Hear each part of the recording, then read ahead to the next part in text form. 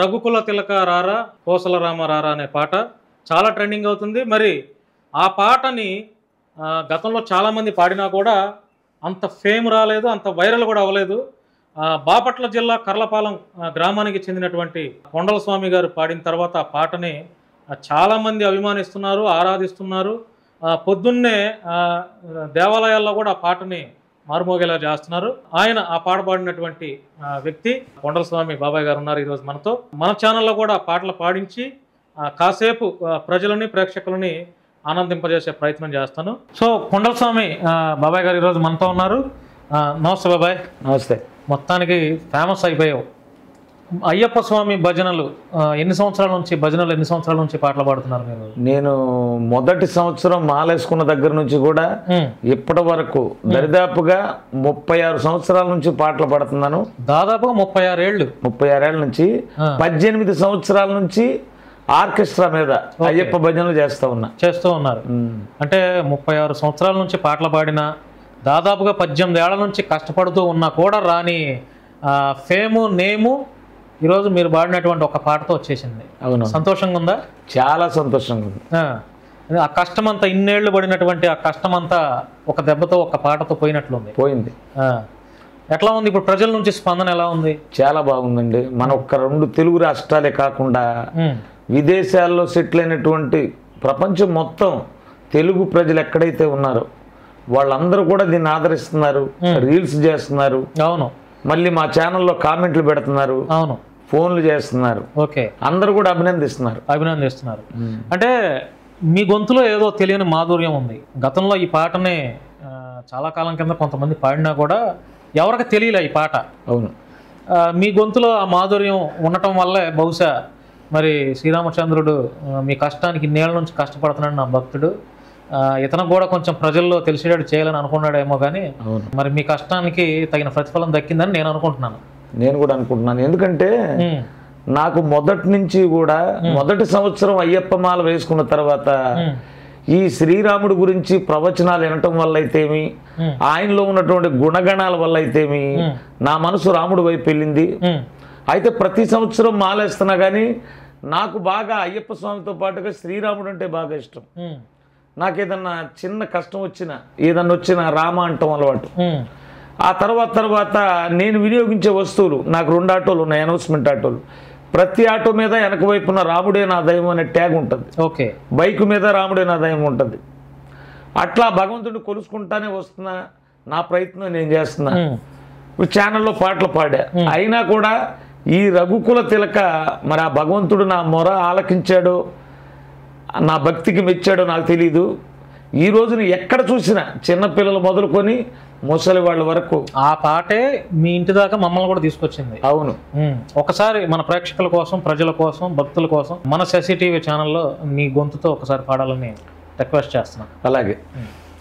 రఘుకుల తిలక రారా నిన్నెత్తి ముద్దులాడెదరా, రఘుకుల తిలక రారా నిన్నెత్తి ముద్దులాడెదరా, కోసల రామ రారా కౌసల్య రామ రారా, రఘుకుల తిలక రారా నిన్నెత్తి ముద్దులాడెదరా, కోసల రామ రారా కౌసల్య రామ రారా, నుదుటిన కస్తూరి తిలకం చిరునవ్వులు చిందే అదరం, నుదుటిన కస్తూరి తిలకం చిరునవ్వులు చిందే అదరం, మల్లెలు మాలలు గట్టి నీ మెడలో వేసెదరారా, రఘుకుల తిలక రారా నిన్నెత్తి ముద్దులాడెదరా, కోసల రామ రారా కౌసల్య రామ రారా, వెండి గిన్నెలో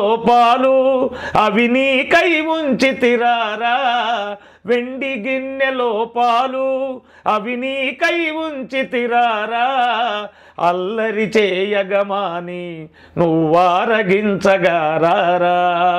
రఘుకుల తిలక రారా నిన్నెత్తి ముద్దులాడెదరా, కోసల రామారారా కౌసల్య రామారారా బుగ్గన చుక్క పెట్టి నీ కనులకు కాటుక పెట్టి బుగ్గన చుక్క పెట్టి నీ కనులకు కాటుక పెట్టి మనసును మాలగజేసి నీ మెడలో వేసెదరారా రఘుకుల తిలకారారా నిన్నెత్తి ముద్దులాడెదరా కోసల రామారారా కౌసల్య రామారారా.